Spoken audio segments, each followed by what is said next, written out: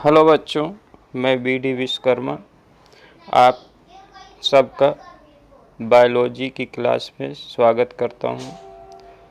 Class 12 का biology की class है जिसका फर्स्ट चैप्टर है जीवों में जनन रिप्रोडक्शन इन ऑर्गेनिज्म के बारे में इस लेक्चर में स्टडी करेंगे। इसमें फर्स्ट हेडिंग आ रही है जीवन चक्र। जीवन चक्र क्या है? जैसे कि हम जानते हैं कि सभी जीवधारी जन्म लेते हैं और अपनी लाइफ व्यतीत करता है, उसका ग्रोथ होता है, अन्य एक्टिविटी होती हैं और एक समय वह अपने ही जैसे नए जीवों को उत्पन्न करता है और एक समय उसकी प्राकृतिक मृत्यु हो जाती है। तो इस प्रकार से अगर इसमें देखते हैं तो एक साइकिल बनता हुआ नज़र आ रहा है, वह जीवन चक्र कहलाएगा। सेकंड है जीवन काल यानी लाइफ स्पैन। तो जैसे कि हम जानते हैं कि जीवधारी जन्म लेते हैं और जन्म लेने के बाद जो है उसकी एक समय पर प्राकृतिक मृत्यु हो जाती है। तो उसके जन्म से लेकर के प्राकृतिक मृत्यु तक के बीच की जो अवधि है वह उसका जीवन काल या लाइफ स्पैन कहलाता है। इसी प्रकार से क्योंकि हम जो यह है लेसन बनाए हुए हैं यह NCERT बुक के आधार पर बनी हुई है, उस पैटर्न पर स्टडी कर रहे हैं। तो NCERT बुक में जब आप देखेंगे तो उसका फिगर चित्र संख्या 1.1 में कुछ दिया गया है, कुछ जीवों की अनुमानित जीवन अवधि दिए गए हैं। तो उसके बारे में स्टडी कर लेते हैं। इसमें है फर्स्ट एलिफेंट की जो अनुमानित जीवन अवधि मानी गई है वो 65 ईयर्स है, एवरेज लाइफ स्पैन है ये। इसी प्रकार से रोज का 5 to 7 ईयर्स, डॉग का 20 to 30 years, butterfly 1 to 2 days यानी बटरफ्लाई 1 या 2 दिन की लाइफ होती है उसकी। Crow 15 years, banana 25 years, cow 20 to 25 years, parrot 140 years, crocodile 60 years, horse 60 years, fruit fly 30 days. Fruit fly की जो लाइफ स्पैन है वो ओनली 30 डेज होती है। Rice plant 3 to 4 months, टर्टवाइज 100 to 150 years, कुछ तो 200 तक जा सकते हैं।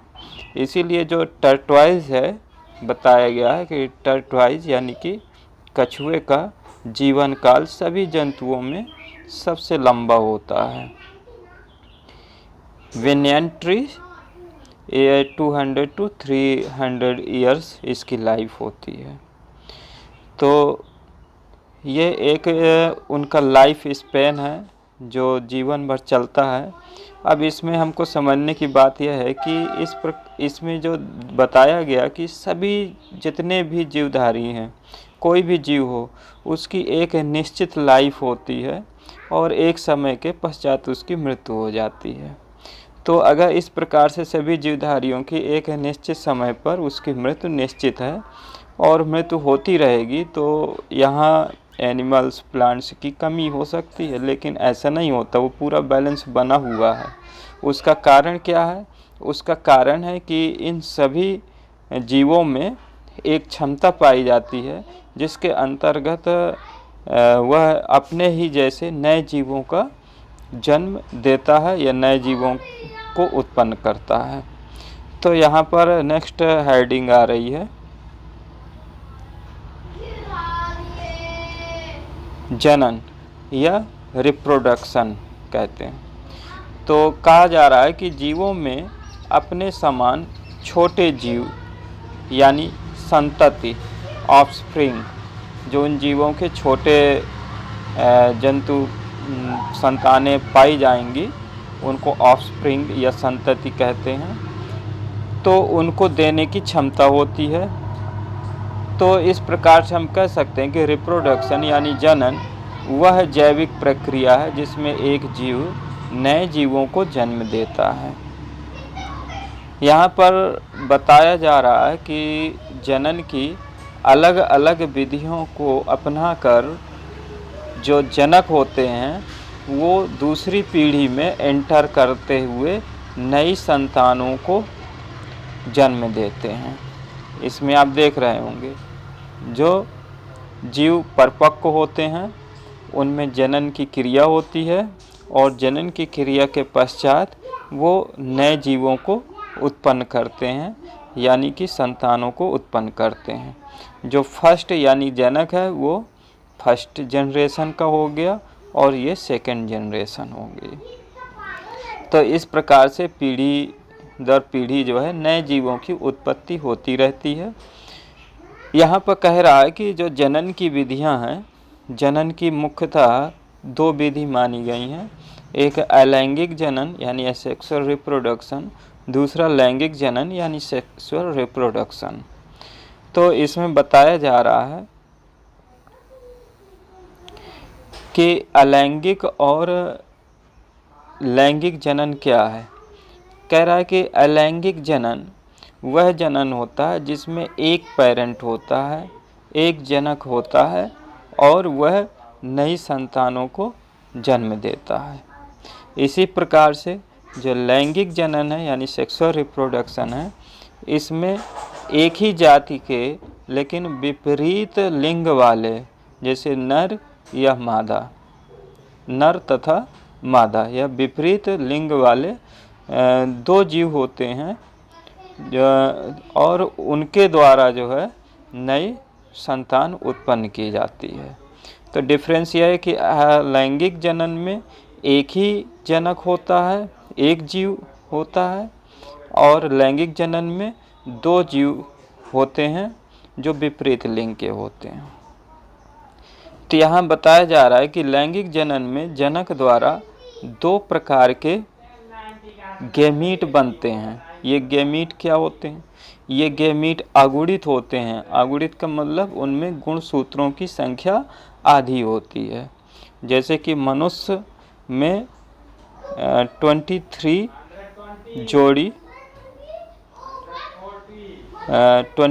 जोड़ी यानी 23 + 23 = 46 क्रोमोसोम्स होते हैं, गुणसूत्र होते हैं।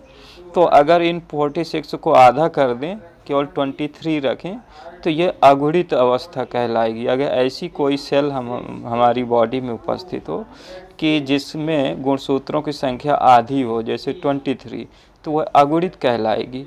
और जिन कोशिकाओं में पूरे गुणसूत्र पाए जाएंगे 46, वह गुणित द्विगुणित कोशिका कहलाएगी।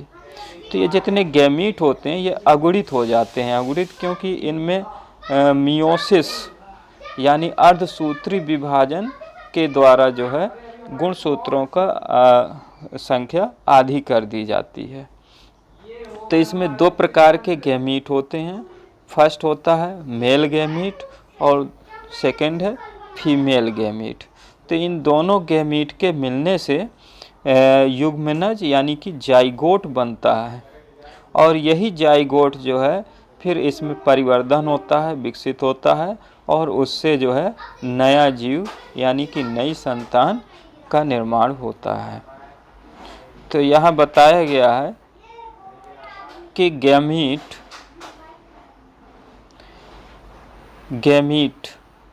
क्या होता है? अगुणित होता है, अगुणित संरचना है, और इनमें गुणसूत्रों की संख्या अर्धसूत्री विभाजन के कारण आधे हो जाते हैं।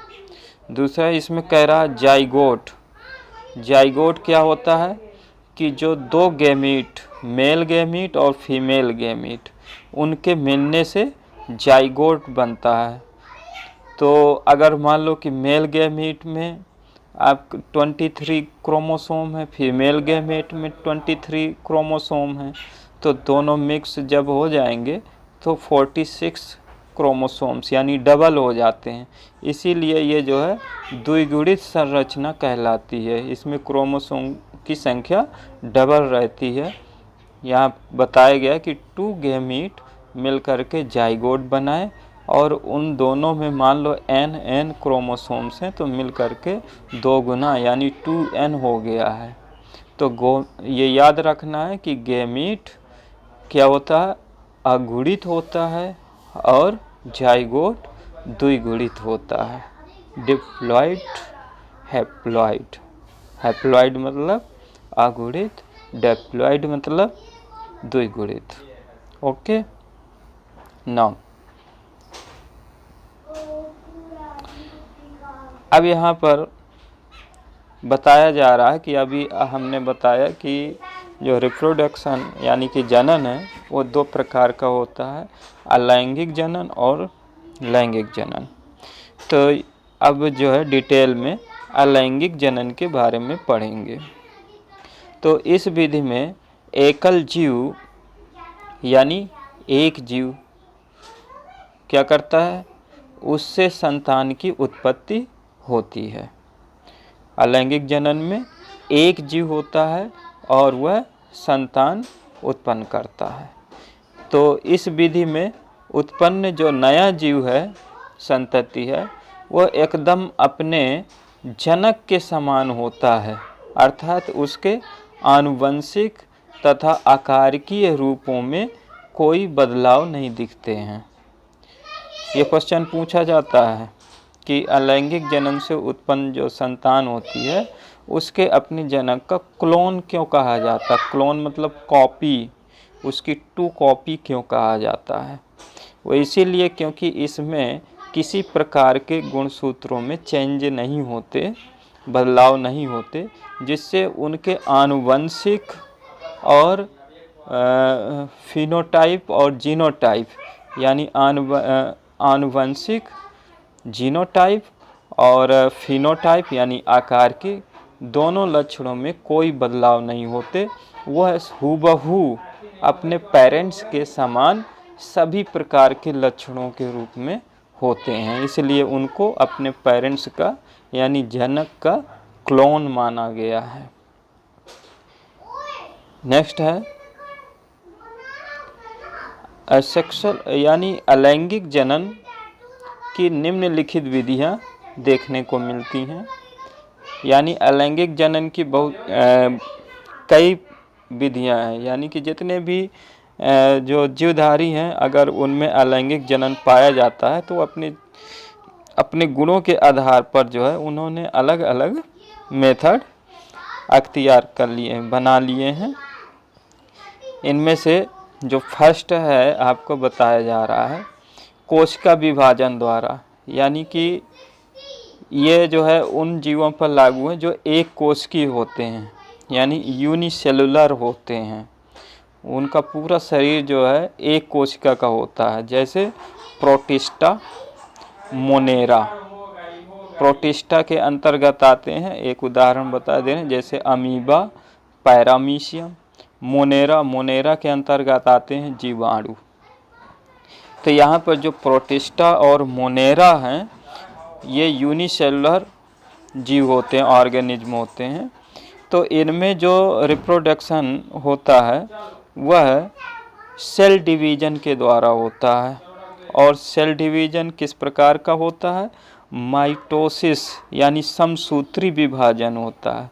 पूछा जा सकता है कि अलैंगिक जनन में किस प्रकार का कोशिका विभाजन होता है, तो अलैंगिक जनन में समसूत्री विभाजन होता है। वहीं जो लैंगिक जनन होते हैं उनमें अर्धसूत्री विभाजन होता है यानी मियोसिस होता है। तो यहाँ पर समसूत्री विभाजन के कारण जो है क्या होता है कि जो उनकी सेल होती है वह 2 भागों में बढ़ जाती है।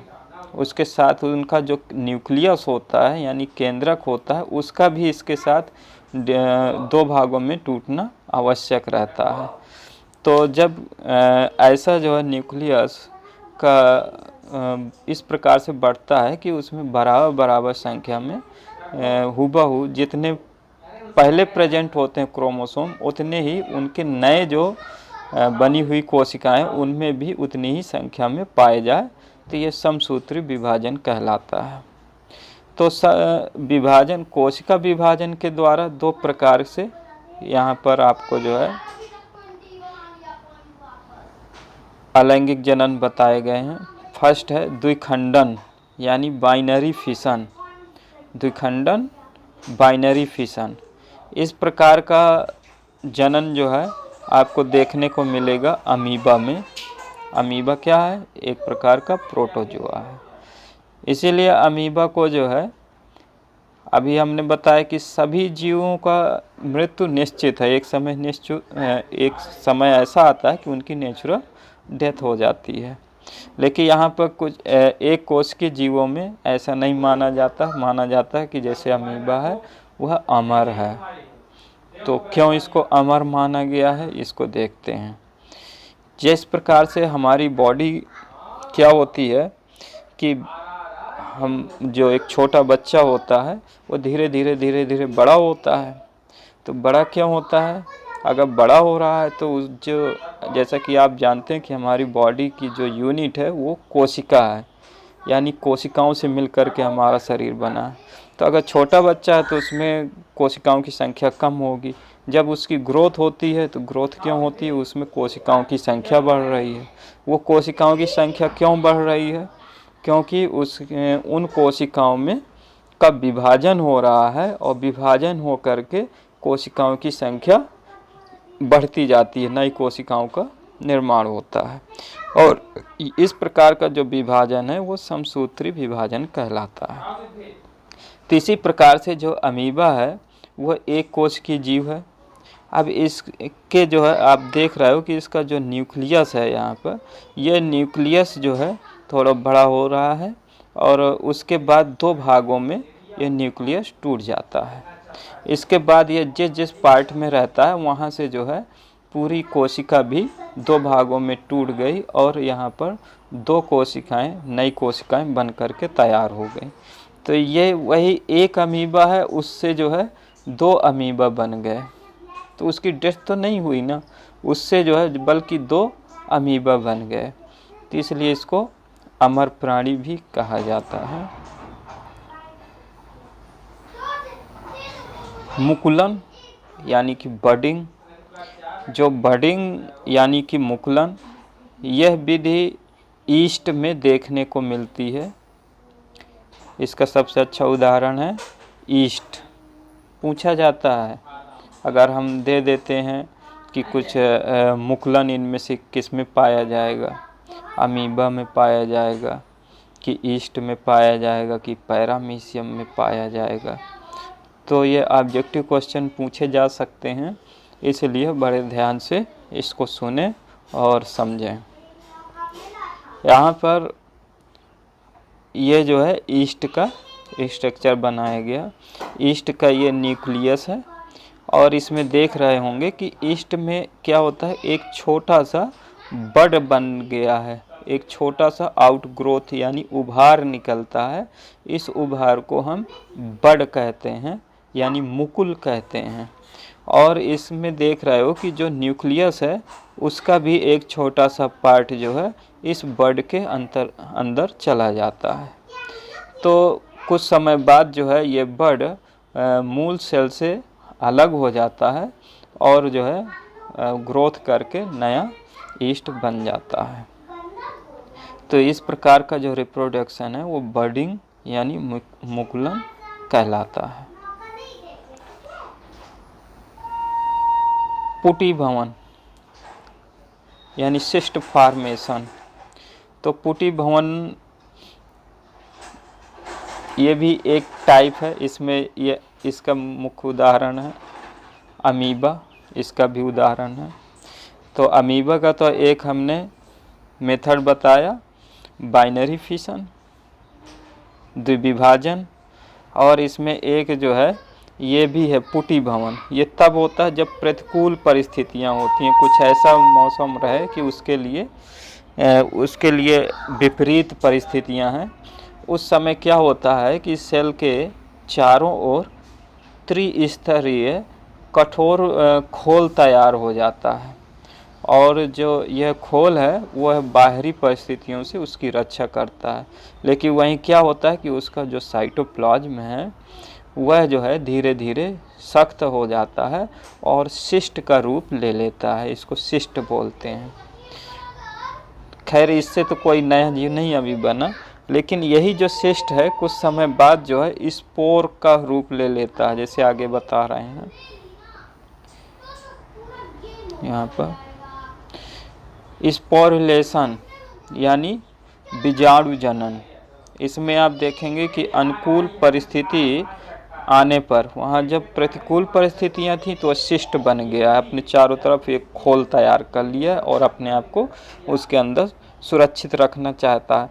लेकिन जब बहुत लंबा समय हो जाता है तो क्या होता है कि वह अंदर ही अंदर उसका जो है बाइनरी फिशन शुरू रहता है, और बाइनरी फिशन होने के कारण क्या होता है कि उसमें बहुत से सूक्ष्म अमीबा तैयार हो जाते हैं। इन्हीं को सूक्ष्म अमीबा या बीजाणु अमीबाब या स्यूडोपोडियो स्पोर्स कहते हैं।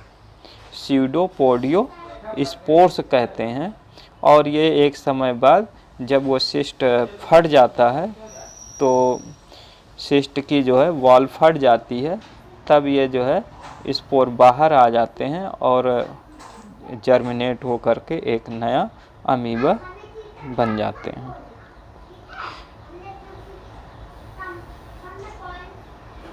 नेक्स्ट है चल बीजाणु। चल बीजाणु मतलब जैसे अभी आप देखें कि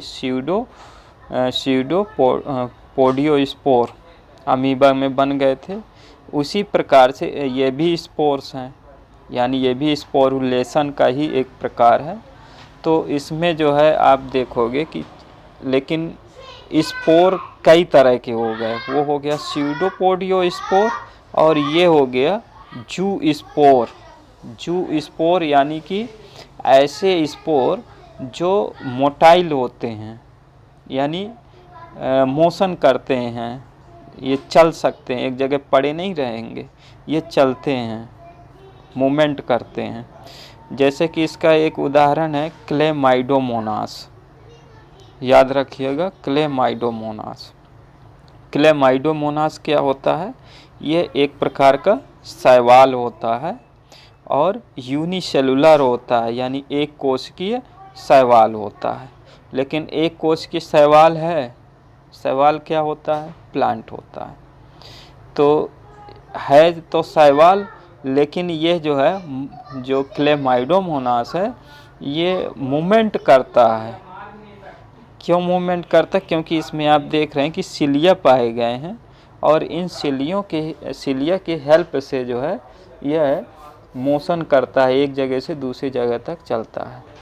फिर इसमें भी वही कंडीशन जैसे अमीबा में बताएं स्पोरुलेशन में, कि एक समय क्या होता है कि एक सिस्ट बन जाता है और उसके अंदर ही सेल डिवीज़न होता है और बहुत सारे स्पोर्स बन जाते हैं। लेकिन जो ये स्पोर्स हैं ये मोटाइल होते हैं, चलते हैं, इसलिए इनको जू स्पोर कहते हैं। और एक समय बाद जब ये सिस्ट फट जाता है तो ये सारे जो है स्पोर जो है फिर नए जीव के रूप में बदल जाते हैं। नेक्स्ट है कोनिडियोस्पोर। कोनिडियोस्पोर यह आपको देखें, इसका अच्छा उदाहरण है पेनिसिलियम। पेनिसिलियम जो है,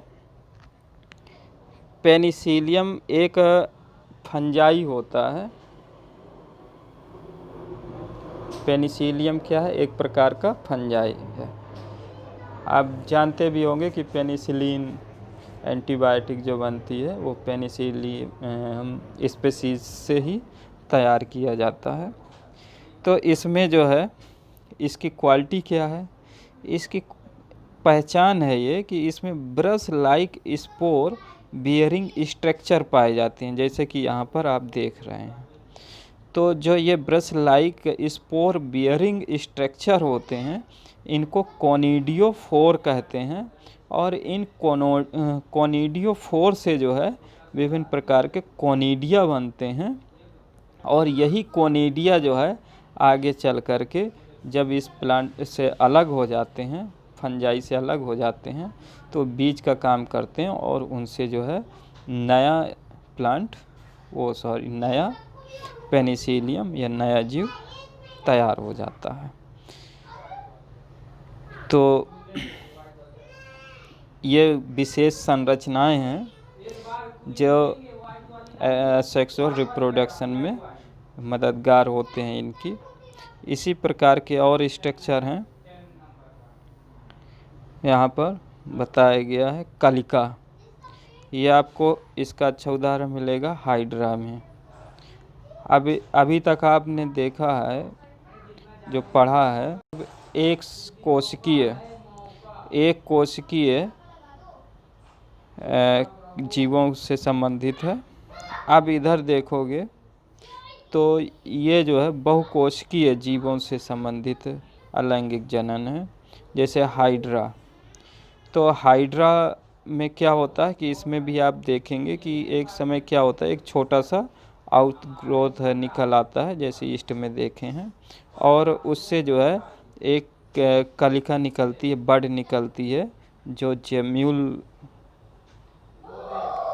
की भांति होता है, और ये जो है ग्रोथ करके जो है एक नया जीव तैयार कर लेता है। इसी प्रकार से है फ्रेगमेंटेशन। जो फ्रेगमेंटेशन यानी कि स्पोरो, ये जो है आपको देखने को मिलेगा स्पायरोगायरा और यूलोथ्रिक्स में। स्पायरोगायरा और यूलोथ्रिक्स ये क्या होते हैं? ये एल्गी होते हैं। क्या होते हैं? एल्गी होते हैं। इसी प्रकार से कुछ अकशेरुकी जंतुओं में भी देखने को मिलता है, जैसे हाइड्रा है, प्लेनेरिया है। ठीक, नेक्स्ट। तो यहाँ पे दिखाया गया कि फ्रेगमेंटेशन कैसे होता है। आपको बता दें कि जो स्पायरोगायरा होता है एक प्रकार का शैवाल है, और इसमें जो है बीच बीच में सेप्टा रहते हैं। सेप्टा यानी कि जो साइटोप्लाज्म को अलग करते हैं, और इसमें जो क्लोरोप्लास्ट होता है वो जो है ऐसे होता है, स्पाइरल टाइप में रहता है। तो एक समय क्या होता है कि जो सेप्टा है, इस सेप्टा से जो है जहाँ जहाँ सेप्टा होंगे उतने इसके फ्रेगमेंट बन जाते हैं, खंड बन जाते हैं, और वो सारे खंड जब अलग हो जाते हैं तो अलग हो कर के नए स्पायरोगायरा बनते हैं। इसी प्रकार से रीजनरेशन बहुत इम्पॉर्टेंट है। रीजनरेशन यानी पुनरुद्भवन।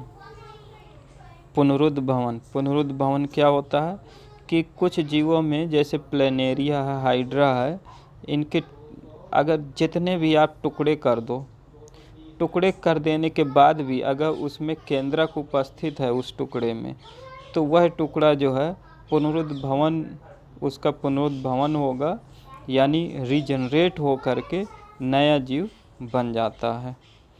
प्लेनेरिया क्या होता है यह बताया गया कि प्लेनेरिया जो है एक फ्लैट वर्म होता है, प्लेटीहेल्मिन्थीज का एनिमल है, और ये पैरासाइट होता है, पैरासाइट की तरह काम करता है। तो यह जो है अभी तक जो एसेक्सुअल रिप्रोडक्शन का पार्ट था, लेकिन ये जो है प्लांट को छोड़कर अब यहाँ तो कायिक प्रवर्धन के बारे में नेक्स्ट लेक्चर में पढ़ेंगे। Okay, thank you.